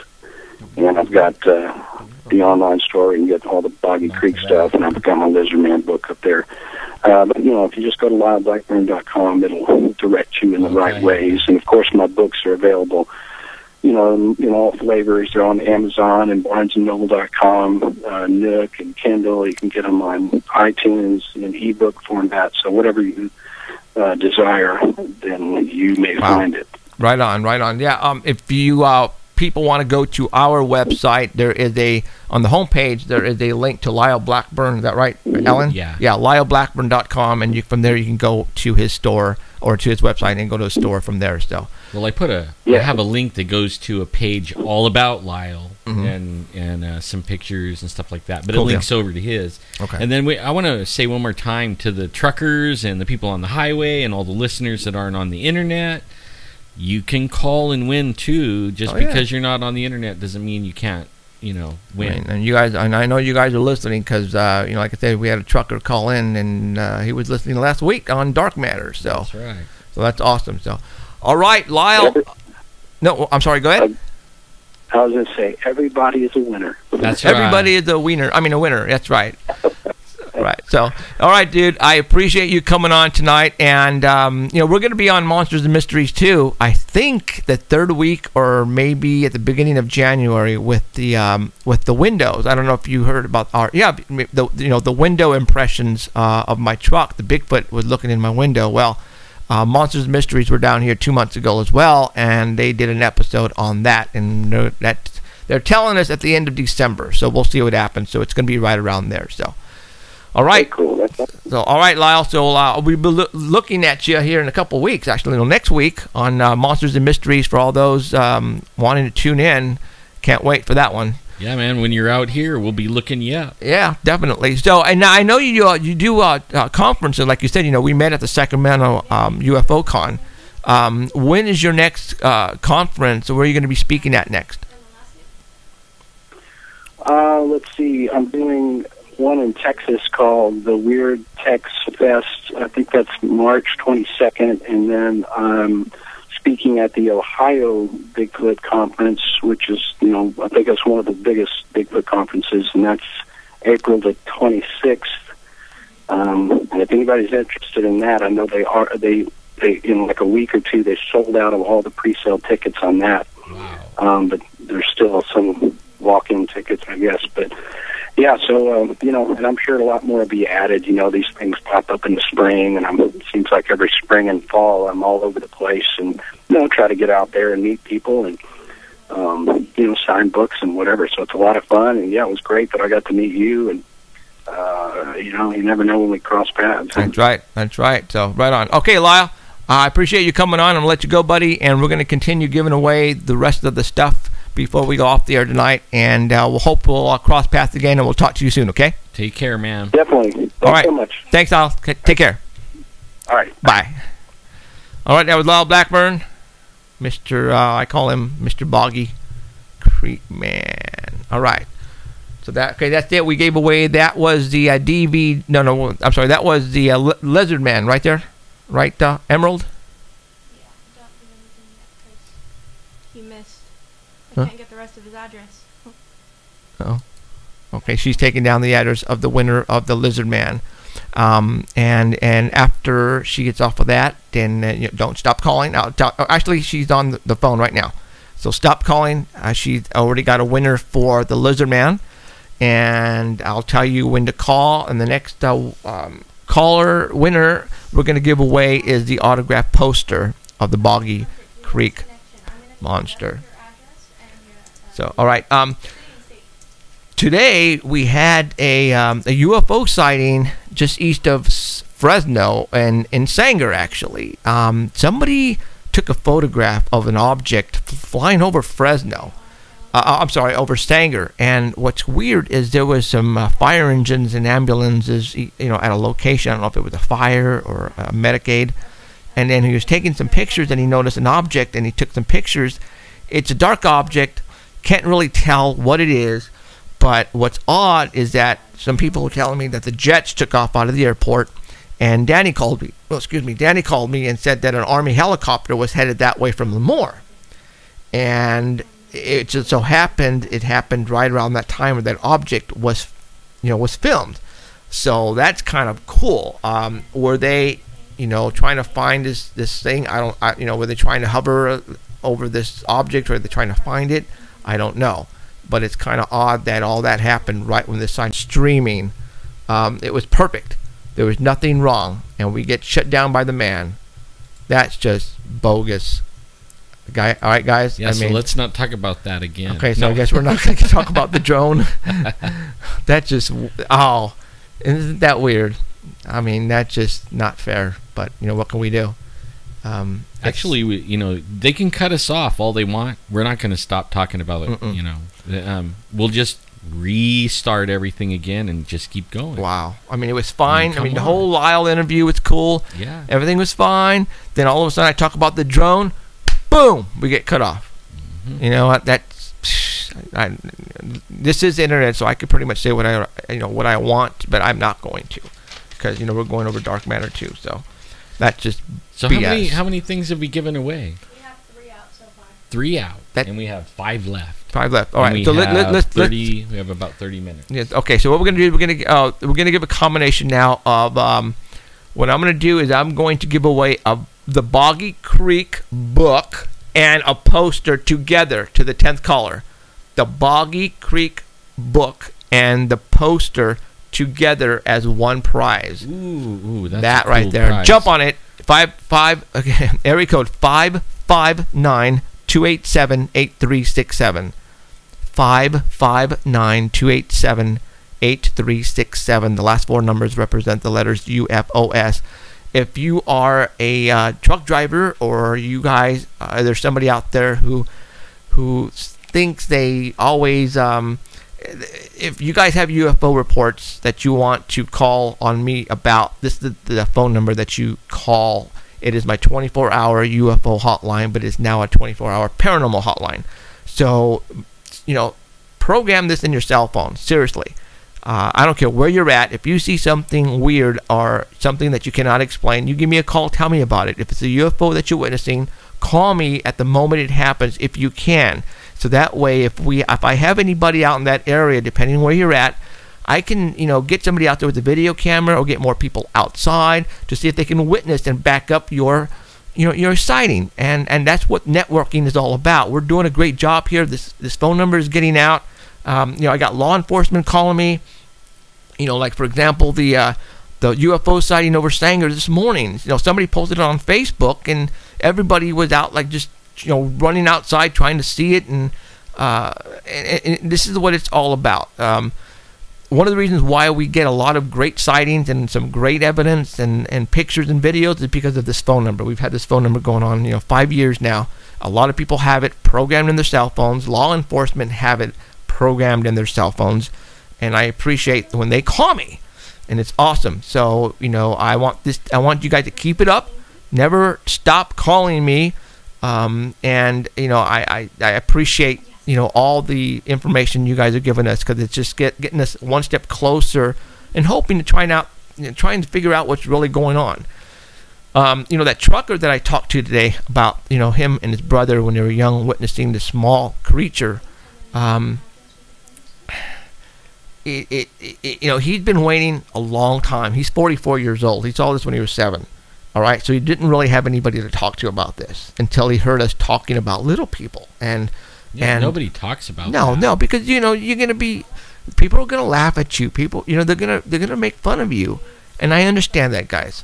But I'm hoping that you guys will call us. You can call me. Don't have to call me during our show.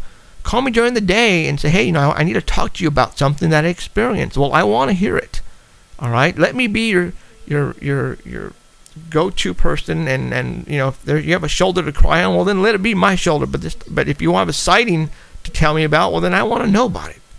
All right, don't be embarrassed. I'm not going to laugh at you, because you wouldn't believe the things that I've seen and the things that we've heard. We're out there all the time investigating this stuff. So don't say that you're not going to believe what I'm about to tell you, but you know what, I can tell you already, I probably already heard it. Right? So when we lived in the foothills, my kids always kept telling me they were seeing a little man in our house, and it would peek around the dresser at them and stuff when they were in bed. All the time we were hearing that kind of thing up there. And it was, we had like 3 copper mines on the property, so I always thought it was related to that somehow, but I'm not sure. You know, because the Indians, what was it? The Indians, they go way, way, way, way, way back with it. I mean, like a long way. You get that, Emerald? Yes. Yeah. No name over the air, please. Nope. No name over the air. One.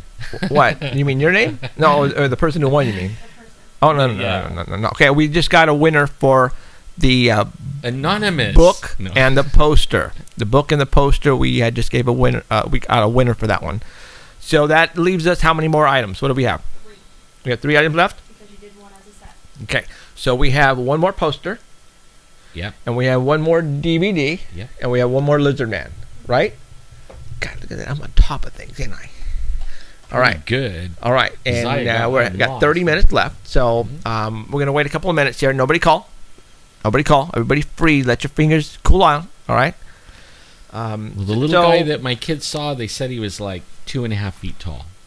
You know, I mean, that the people in chat are asking me. You know, they said he was not as tall as the dresser.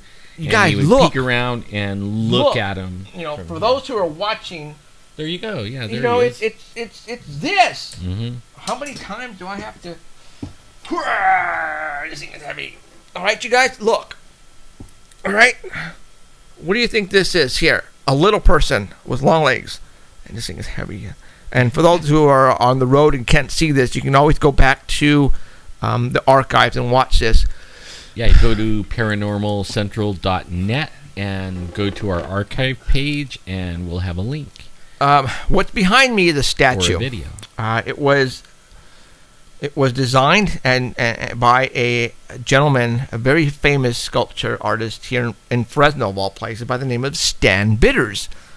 And to make a long story short, these what do you call these statues were found at the location of the ruins north of Fresno. Man, I got gas.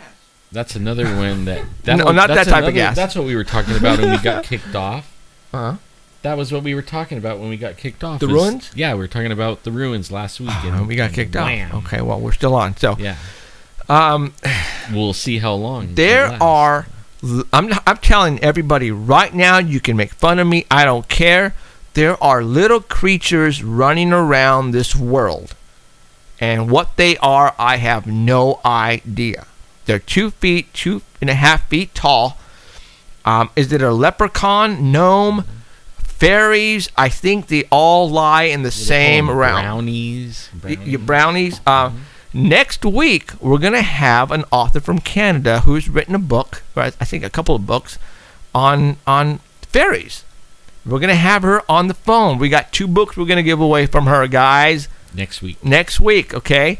This is going to be cool. We're going to talk about fairies, gnomes, little people.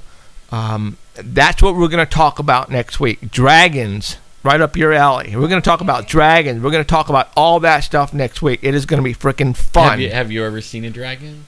You know, I saw something huge that flew over me one time, and I just saw the shadow. And I don't know, maybe it was just a hawk that flew right over my head, but I still want to believe.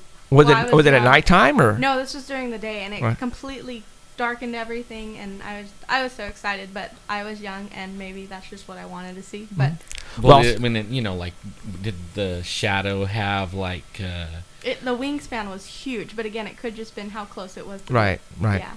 Now, see, Emerald, the reason why I said dragons and I pointed right at her, she's a big dragon freak. Now, are you into? You're into the mythology and that type of stuff, right? Any type of creature like that. Right. Now, what got you into that? I don't know. There's just something about them. Like, even since I was little, like spirits and stuff like that. Even I have encyclopedias about creatures like that. Hellhounds, dragons, witches, anything along that line is intriguing. See. What about Mothman? You know anything about that? My dad had a story about that, but I don't know how fictional it was. Really? Aaron? Yeah. What did he say? He said he was out there on the canal down the street with his buddies, and they were. Wait. Oh, this canal right over here? Yeah. No way. Yeah, and they said they took this one guy. One of their friends was like, "No, you guys are BSing me. There's nothing out here." And all of a sudden, and this guy, not a lightweight, I'm telling you guys, big guy. And all of a sudden, the trees start moving. I don't know. They just said one section. He told me this a while ago. And then they kept walking, and then all of a sudden they see these lights, like 2 red lights, up in the tree. And the section started shaking, and they took off. And I mean, the guy who was sitting there running his mouth the whole time was at the front of the group running. He was hauling. Okay, did you guys just hear what she just frickin' said? He was running. Okay, red lights, He's right? after my own heart. All right, red lights. All right, we're talking. Those were red eyes. That could have been what it was. And he I just saw one like a month ago or so. And it had Around red. here? And it flew over Fresno. Him and Rick saw it, and they had red eyes, and looked at him. Yeah, in fact, I was just joking with him on the chat. I said I would email or airmail his what he won. And I would just throw it out the window at 55 miles an hour. And then Mothy will grab it. We call him Mothy. Mothy will grab it and deliver it to him. You know? Can't believe. You see, that this is not coincidence. No, this it's was, not. He said this was when they were younger. So this Mothman's probably, if that's what that was, because we have a lot of homeless out there. This Mothman has probably been around here for years. Long. Well, see, we've had sightings on McCall Avenue. Well, he's people between huge. Selma Yeah. and Sanger. What I saw was huge. And you know, my dad, and we talked about the Mothman, and this was like probably 5 years ago. He said in Sanger, when he was a kid, he lives on K Street in Sanger, that there's this huge tree, and he didn't see anything, but he said he was walking, and the tree, inside the tree, was shaking. Like, I mean, this tree was huge, and it was like this, like something was in there. And he freaked out. And, you know, that, and my dad doesn't believe in this crap, right? Okay, that's my dad. But when he told me that, he said, because I told him an example of a Mothman, somebody seen it in the tree, and the tree just shaking like crazy. And he says, you know, it wasn't a small tree, it was a huge oak tree. And for something to be shaking, you know, the branches of, you know, this thick or whatever, you know, a foot thick, it must have been huge, whatever it was, and it was inside and very strong. So, well, that is very cool. And that the canal is just right here by your grandparents' house, right? Yeah. Right. That's awesome. And that's really spooky. That's when we did that video, Yeah. right? Oh, that's awesome. Yeah, but Dude. this was way further Yeah, down. yeah. Well, see, we had another report, Adolf, when he was in high school, his buddies were down at the river. Kings River, and where I took you. Yeah, that's Remember, right. I took you to the bridge. I took you to the bridge. Oh, and yeah, that's creepy right there. And what it was is his buddies. He used to work on cars with his dad in the garage, and his buddies came by in their brand new El Camino, and they said, "Hey, you know, Ada, I want to go down. We're gonna go down, mess around on the bridge." And he said, "No, I can't. I have to stay here and help my dad fix the car." And so the 3 guys took off the El Camino, and they went down there. And I guess what happened is, as when they were down there messing around. They were in high school, so I don't know if they were juniors or seniors, because obviously they were driving already. They said this thing started flying and swooping at them, and they got so scared, you know, they jumped into the El Camino, and they started to take off. Well, the whatever it was flying grabbed the back of the bed of the El Camino and was holding on and trying to hold on, and they saw the thing do that. And they got back to the garage, and they got out of the El Camino screaming their heads off at Adolf and their dad. And they were telling Adolf what just happened. And Adolf thought, man, what were you guys smoking? and all of a sudden, you know, they walked back to the back of the El Camino, and the El Camino has claw marks on it. His brand new El Camino that he kept, pristine, because that was his baby. All of a sudden, there's freaking claw marks on the back. And they're all freaking out. Like, whoa. Why are we getting Mothman sightings down here? Wow. I mean, because, you've never told me that Mothman thing. You've never told me. And I've never even, I don't think we've ever even brought up the Mothman, No. you and I, have we? No, ever. Ours was always spirits and stuff Spirits like that. and ghosts and Bigfoot, and that's it. And UFOs. But never Mothman. And the red eyes, the red lights, when you told me that, I just went, what? That is awesome. Yeah, because that's, I actually, we seen it flying, me and Rick, and it came over, and I carry a camera and binoculars in a backpack in my van, And I booked it over there, grabbed the binoculars, and I thought somebody was faking me out. Otherwise, I would have grabbed the camera. But I grabbed the binoculars, got it on it, and then it turned and looked at me. Ooh. And this thing was as big as a Cessna. I mean, it was huge. And it had big old huge eyes, like the size of headlights on a car, or maybe even bigger.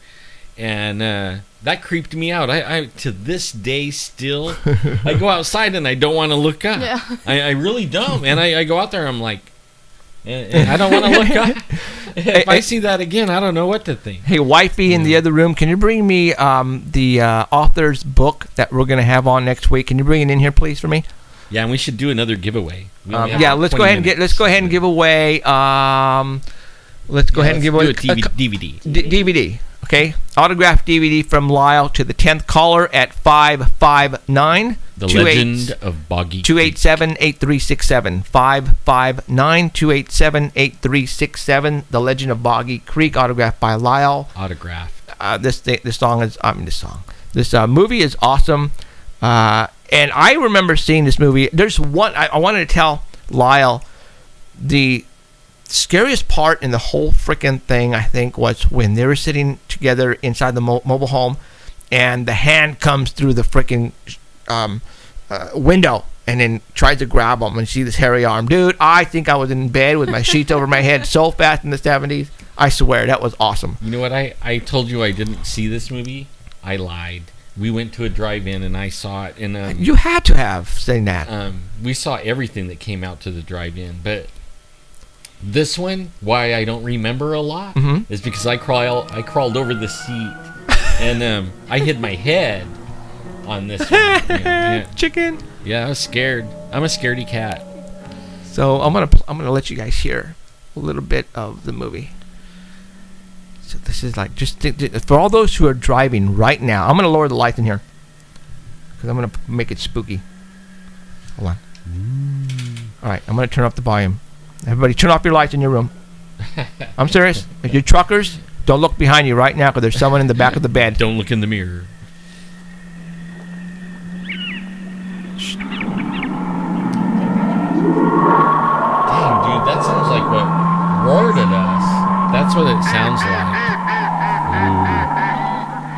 All right, I just dropped one. That's the DVD, guys, we're giving away right now. The Legend of Boggy Creek. Okay, yeah. It's a good movie. It was done in the 70s, guys, so, it's very old, and the sound is grainy, the actual movie, it's grainy, but that's what makes it a good movie. It's good stuff, guys. If you guys are into Bigfoot or paranormal just in general, The Legend of Boggy Creek, go get the movie. You can get it on Amazon. Isn't it amazing now? No, I'm sorry, don't get it on Amazon. Well, yeah, you can go to LyleBlackburn.com, but get the dang movie because it's awesome. It's amazing now when they can make movies now with so many things that could scare you really good and make it look so real. These movies, scary. You're on a 20-minute delay? Seriously. Then be listening. You should be listening on Dark Matter.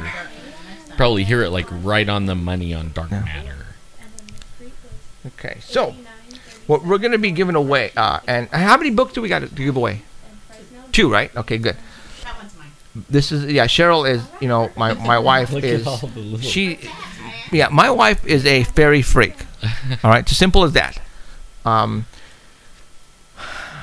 It's called, if I can say the light in here, Wisdom of the Fairies, Volume 1, Befriending Fairies. And it has, does it have pictures in here? No. Oh, okay. Well, it talks about leprechaun descriptions and stuff like that. When my Cheryl, Diane, I'm getting confused, Diane, Cheryl, Diane. She goes in an alias under Facebook, so that's why I'm saying. Not no more. So, a lot of the things that she reads, and like I've told you guys before, movies now, they're talking about this stuff, and it's now just, it's second nature. I mean, everywhere you hear, you're talking about fairies, you know, the show Once Upon a Time on TV. You know, you got vampires, you got all that kind of stuff. I don't think it's because that all of a sudden people are into it. I think something is happening, and it's going to happen in the near future, and they're conditioning us for this stuff, and they're trying to get us more in tuned with, I think, with real life, to be honest. So did we give away that DVD? Yep, it's already gone. Okay, it's gone. The DVD is gone. So we got two more things. We got the Lizard Man and the poster, right? Anonymous won that one too? I'm going to say yes. Okay. So, but you can tell us where they're calling from, right? Well, that was right here in Fresno. Oh, okay. Man, it's good. So, all right. So, in a little bit, we'll give away a couple more things. But the fairies and stuff, you guys, for all those who, as a matter of fact, you know, the trucker have never seen the Nightcrawler video. And, well, you know, why should he go look for Nightcrawlers of Fresno on YouTube? You know, there's no reason for him to even come up with that heading and to go in search of, because to him, little people aren't supposed to exist. Now, for those who are saying, what the heck are you talking about, Jeff? A gentleman here in Central Fresno got something on video that I can tell you right now, it's confirmed to be real. Absolutely real. Not a hoax, not make-believe. This is the real deal. He got two creatures walking across his front lawn at early hours of the morning on his security system, and it blows your mind when you finally get all the details and all the evidence, and you try to debunk it. You can't, because of the gentleman, of who he is, where they're at, how tall these things are. You know, a reality show called Fact or Fake tried to debunk it, and they could not. But then again, you know, I tell you right now, there are these things, and I'm not just saying happening in Fresno, it's happening all over the world. It's just that we have a network, people are coming out and telling us what they're witnessing, and that's why we're getting all this stuff coming out in the open. You know, eventually, hopefully, you know, when we become known throughout the world, hopefully we're going to get much more people coming out and telling this stuff, and hopefully they're going to have video and photographs to back up their claims, and that's what I want to see. Because, you know, like I said, something is going to happen here pretty soon. The movies and the TV shows, they're all of a sudden turning into, I mean, look at the Legend of Sleepy Hollow. You know, the main Rip Van Winkle. I mean, all yeah. You know, the four horsemen of the apocalypse. That's what the Legend of Sleepy Hollow is about, guys.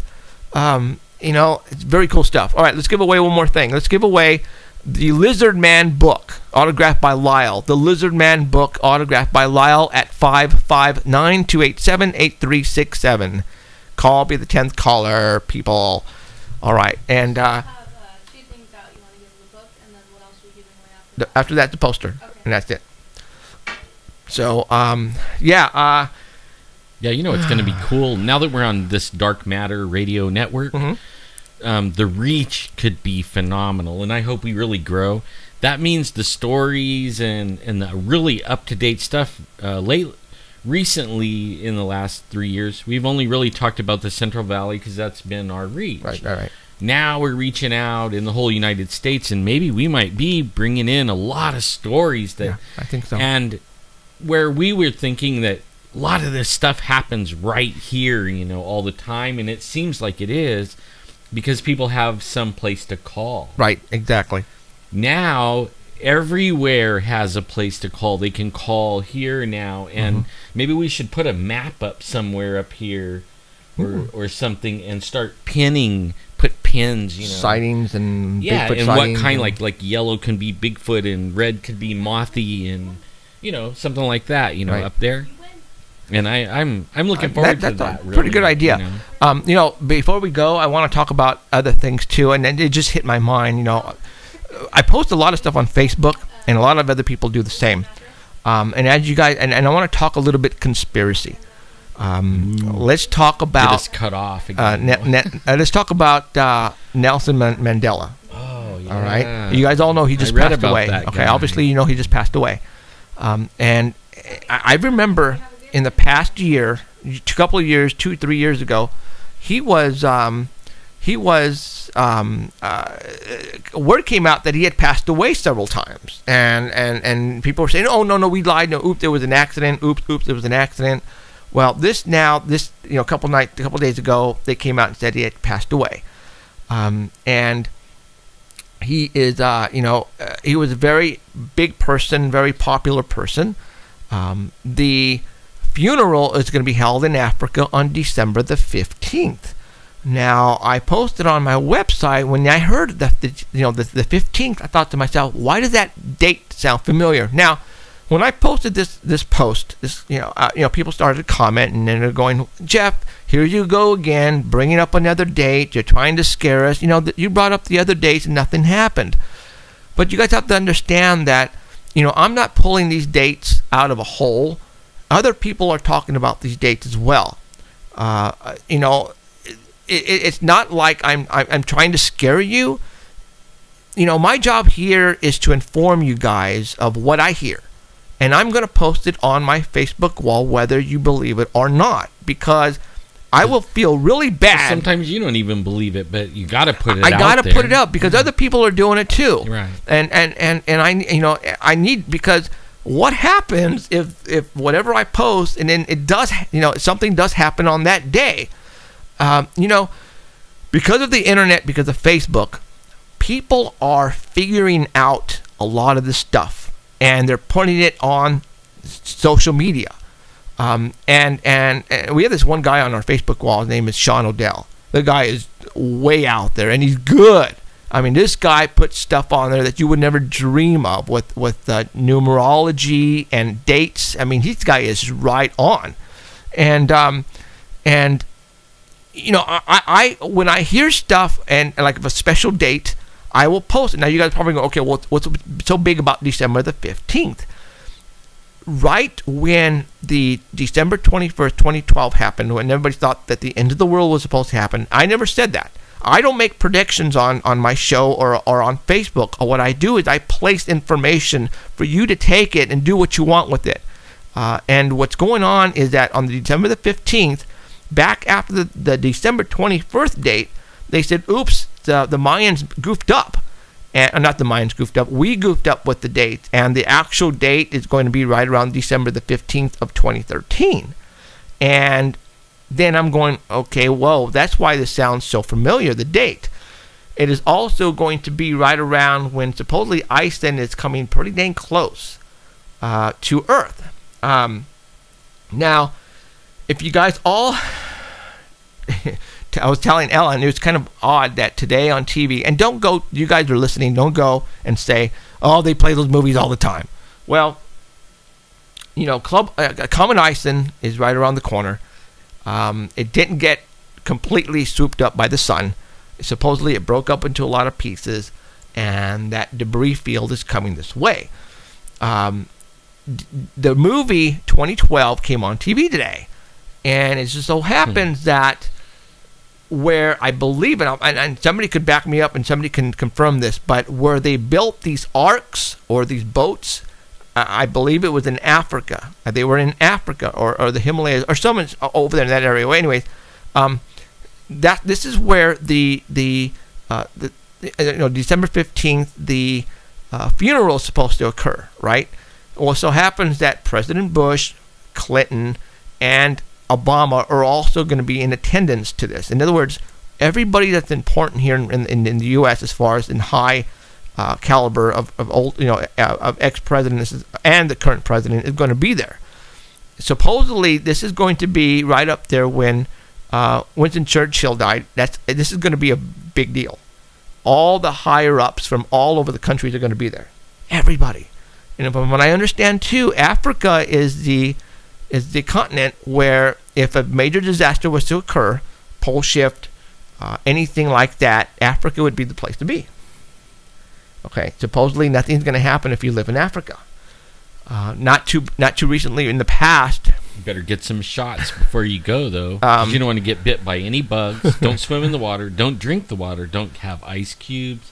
Watch out for red fever, yellow fever, Well, green fever. supposedly in Africa HIV. they have the underground facilities and bases, underground, already mastered. I mean, that's where they're at right now. So, what we're going to do, we're going to give away the last thing, the poster. 10th caller going to the autograph poster, The Legend of Boggy Creek, and that's going to be it. So, 10th caller, 559-287-8367. Last four numbers represent the letters UFOS. So, call right now, 10th caller. Isn't like they're going to South Africa, I think, and Yeah. isn't that where like King Solomon's mines were? So I mean, there's a lot of underground stuff over there. Really? Yeah. Well, they're all going over there, guys. I'm telling you right now, everybody's going over for the December the 15th. Google that date, you guys, especially December the 16th. If not, go to my wall. Yesterday, I believe, is when Sean O'Dell actually put a bunch of stuff. I heard about this date, and I think I was one of the first ones to actually put it on Facebook, and it pretty much said that this is going to be a funeral of all funerals. I mean, everybody who is somebody is going to be there. Elite, even what's his name from Facebook God, I can't even think. Even the higher ups at Silicon Valley are going to be there. Microsoft, Bill Gates. All those guys are going to be there too. All of them. Yeah. Okay, so and this happened like last year. Clinton and Bush went together to do something in Africa, and I remember I posted it on my Facebook wall. They were out there together doing something, and never really got the actual information on what they were doing there. But I don't know. Again, this date comes up as signifying that possibly something is going to happen right around December the 15th and the 16th, and there you go. I'm just throwing that date out there because everybody else is doing the same now. So I'm putting it out there. So in case something happens, I told you about it. All right. Oh, yeah, I have it. So, okay, all right. And we got the 10th caller, guys. That's it. No more calls. I am sorry that you guys didn't win, but we had 8 stuff to give away, and that's actually a lot. Yeah, look forward to next week with 2 more. Yeah. So, if you still want to purchase any one of the items that we have, go to lyleblackburn.com, and that'll take you to a store, and you can go ahead and buy it. And he'll autograph it for you, too. Not a problem. Just got to tell him, and he'll do it for you. And some good stuff, guys. Monsters. Yeah, or you can go to paranormalcentral.net. Yes. And click on Lyle's. I'll have Lyle on the information right there. He's got a little picture right on our homepage. You can click right on that, and it'll take you to his link, some pictures and information about Lyle. There you go. And that will take you right straight to his page. And I think tomorrow I'll put a link to the other one that he talked about, going to his. Okay. I'll go ahead and put a couple of links up for him. Okay. Cool deal. Cool deal. That way, if they're just only going to the Paranormal Central to see like all the dark matter listeners, you can go to paranormalcentral.net, and you can go to the show archive. That way, when you, like, say if you're a trucker and you pull in to go sleep for the night, and you can't sleep, you pull out your laptop or your iPhone or your cell phone, and you can go to the paranormalcentral.net, go to the archives, and you can watch the show. There you go. You can watch it right there, or that way you can see what we were doing and what we were showing, if you're interested in anything at all while you heard the show. Right, exactly. So, there you go. I'm having fun doing this, guys. As you can tell, we're having a blast, and we're going to continue bringing in and letting people come in as much as we can to talk about the stuff you guys want to hear. Well, I talked to Jason Martell from Ancient Aliens only like maybe, I don't know, last week. We were chatting in Facebook, and I asked him if he would be on the show, and he said, yeah, but only he's really busy. They came out with their new season on Ancient Aliens, but only as soon as he lets me know, that is going to be a future show coming up. Okay, right on. He even has a couple of books and stuff. Maybe I could get him to autograph and we could give away. There you go. We're getting people getting excited about what we're doing. The same guys that you guys see on TV are coming on our show and wanting to be on our show because Well, I'm sure I could get Bobo. Oh, easy. Son of a gun, man. Well, actually, you know what? Or Cliff Brackman even. We're going to be shooting the 5 episodes for Paranormal Central for TV in February. I think this is the time that we need to get those guys to come on. That would be cool. I'll start talking to him. Okay. We'll see what we could do. So there you go. There you go. I mean, what can I say? We're having a blast. We got about 3 minutes left until we're done here. Hold on. We got some. Your sister says hi. Oh, hello, sister. Which one? In Wisconsin? Yes. Hey, And is she a winner? Is that what it is? She's the winner. Wow. No, Cool. Okay, right on. So, okay, so It's again, cold in Wisconsin. yeah, heck yeah, you got that freeze going on all over the place. It's like, Man, and now is that because they're like doing something with the weather? I don't know. I think it is. I think they're manipulating the weather and they're freezing everybody's butts off. Even ours, and we're usually wearing a t-shirt right now. Yeah. And I got my uglies on and everything, man. I don't want to see those. My ugly boots Don't to even keep me Oh, warm. your ugly boots. I thought you meant Yeah. your undies. I'm What do they going, call what? them? Uggs or whatever? I call them uglies. They're Uggs.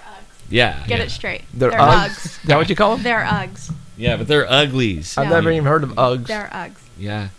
Well, That's what you would- everybody needs, Uggs. You would know, Emerald, because you know about all that stuff. I sure don't. So, all right. So I think cool. mostly women wear them, but I found a size for me, and they're warm. Yeah. They're worth getting. Even for the guys. So, all right. Like I said, next week we're gonna have an author.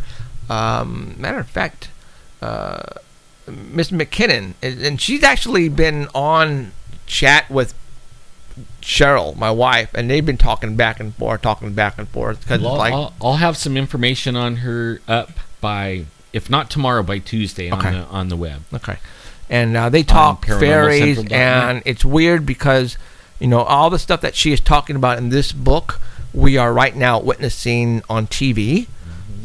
We see this all over the place, but people just they don't even take it as the real stuff, And people, you need to open up your mind because this stuff is for real.